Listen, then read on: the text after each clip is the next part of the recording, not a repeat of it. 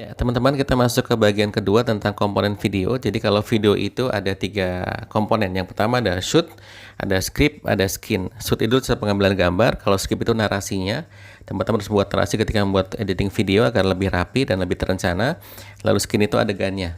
Ini kemudian 3 hal yang perlu dipersiapkan ketika teman-teman akan membuat editing video atau direncanakan gitu ya, seperti yang saya sampaikan di awal terkait dengan good management ketika teman-teman melakukan proses editing video atau pembuatan video.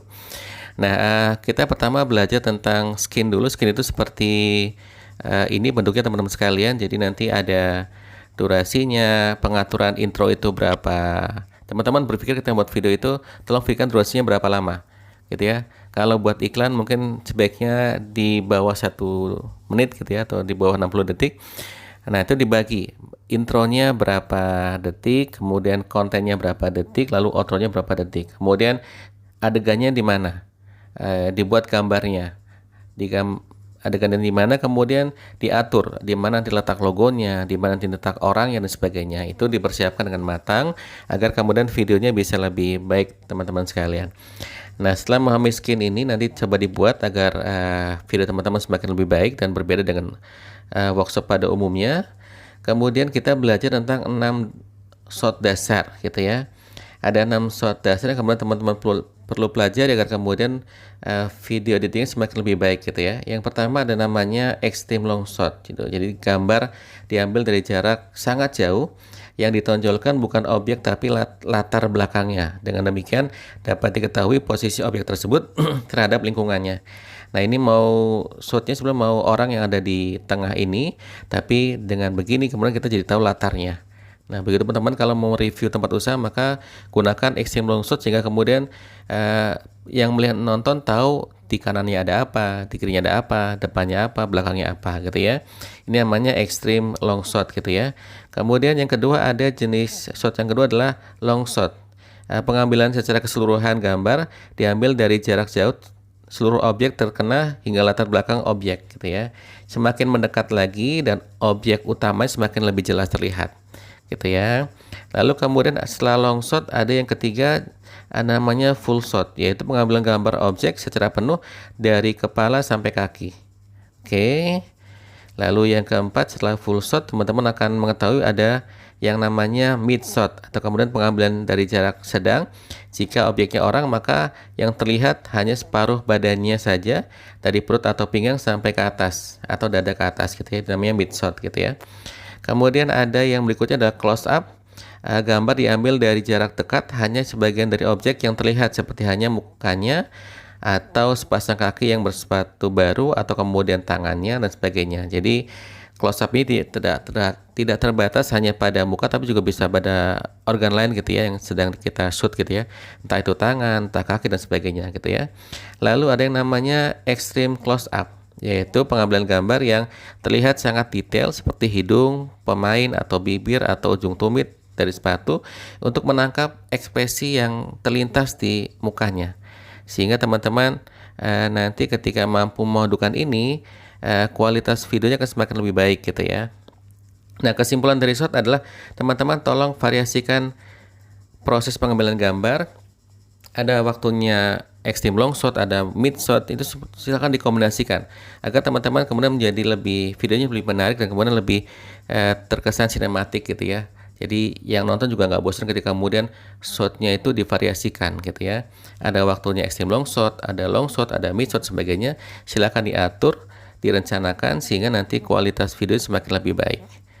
Oke, cukup dulu teman-teman. Silakan difahami dulu. Nanti kita lanjutkan ke bagian ketiga dari workshop kali ini. Baik, teman-teman sekalian, berikutnya kita akan belajar tentang angle atau sudut pengambilan gambar gitu ya. Ini pun sama, prinsipnya harus dikombinasikan agar kemudian gambar kita semakin lebih menarik gitu ya. Kalau tadi kombinasi shoot, kalau sekarang kombinasi angle. Nah, angle itu ada banyak ragam. Yang pertama adalah high angle, yaitu sudut pengambilan dari objek atas objek sehingga mengesankan objek jadi terlihat kecil. Teknik ini memiliki kesan dramatis yaitu nilainya kerdil gitu ya. Silakan nanti dipraktekkan gitu ya, mengambil high angle. Kemudian ada yang namanya normal angle, yaitu posisi kamera sejajar dengan ketinggian mata, titik pusat perhatian objek yang diambil. Normal angle yang kemudian mungkin sering dipakai teman-teman sekalian. Kadang-kadang kita malu untuk mengambil gambar, maka biasanya gambar kita sifatnya normal angle semua gitu ya. Nah, mulai sekarang kemudian tolong divariasikan, tidak hanya normal angle yang teman-teman gunakan ketika mengambil sebuah gambar gitu ya. Lalu yang ketiga ada low camera angle atau LCA, adalah sudut pengambilan dari arah bawah objek sehingga mengesankan objek jadi terlihat besar. Teknik ini memiliki kesan dramatis, yaitu nilai agung, prominence, berwibawa atau kuat dan dominan gitu ya. Jadi kesannya kemudian orang yang kita shoot ini punya power gitu teman-teman sekalian gitu ya. Kemudian ada frog eye, itu dari bawah, sudut pengambilan gambar dengan ketinggian kamera sejajar dengan alas atau dasar kedudukan objek atau lebih rendah. Hasilnya akan tampak seolah-olah mata penonton mewakili mata katak gitu ya. Dan ini sering dipakai ketika ada adegan berantem, kemudian lawannya dipukuli di bawah atau kemudian ditendang dan sebagainya gitu ya. Oke, kemudian ada over shoulder atau OS, gambar diambil dari jarak sangat jauh yang ditonjolkan bukan objek lagi tetapi latar belakangnya. Dengan demikian dapat diketahui posisi objek tersebut terhadap lingkungannya. Kita sejajar, over shoulder gitu ya.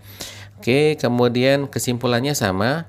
Teman-teman ketika sudah mengetahui ini, maka ketika mengambil video pun tolong divariasikan berbagai jenis angle tadi sehingga kemudian teman-teman videonya lebih menarik gitu ya, tidak membosankan gitu. Ada waktunya kemudian dari atas, dari bawah, dari samping, sejajar dan sebagainya. Nah, dengan demikian kemudian teman-teman akan menjadi atau memiliki video yang seperti video sinematik yang sering kita lihat di TV atau di film. Oke, bagian ketiga cukup dulu dan silakan teman-teman seperti biasa memahaminya terlebih dahulu sebelum kita lanjut ke materi berikutnya. Terima kasih. Assalamualaikum warahmatullahi wabarakatuh. Teman-teman, kita lanjutkan ke bagian berikutnya terkait dengan gerakan kamera. Jadi efek sinematik itu juga tidak lepas dari bagaimana kita menggerakkan kamera. Selain dari shoot, kemudian angle, yang ketiga adalah bagaimana kita menggerakkan kamera. Yang pertama adalah gerakan kamera zoom in atau zoom out. Kameranya menjauh atau mendekat. Itu silakan kemudian divariasikan gitu ya, agar kemudian kita tidak bosan melihatnya. Pergerakan sebisa mungkin harus halus, sehingga saya sarankan teman-teman untuk tadi tahan nafas, kemudian dikunci di perut sehingga zoom in zoom out itu tidak buyar gambarnya gitu ya. Atau kemudian tidak sampai melangkah ketika kita mengambil zoom in atau zoom out gitu ya.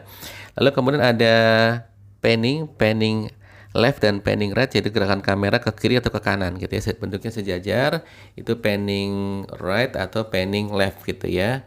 Oke.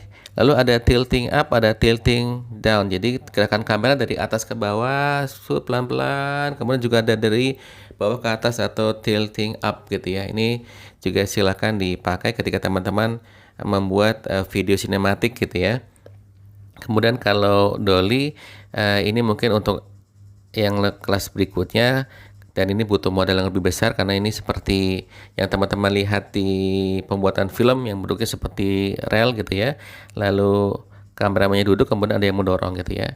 Itu pakai dolly atau pakai velo, ada juga pakai crane dan sebagainya. Nanti mungkin kalau memang sudah lebih serius gitu ya. Kalau pakai kamera HP mungkin cukup pakai zooming in, panning left, panning right, kemudian juga tilting up dan tilting down. Itu silakan kemudian dikombinasikan agar gambar yang dihasilkan jadi lebih menarik atau bersifat sinematik teman-teman sekalian.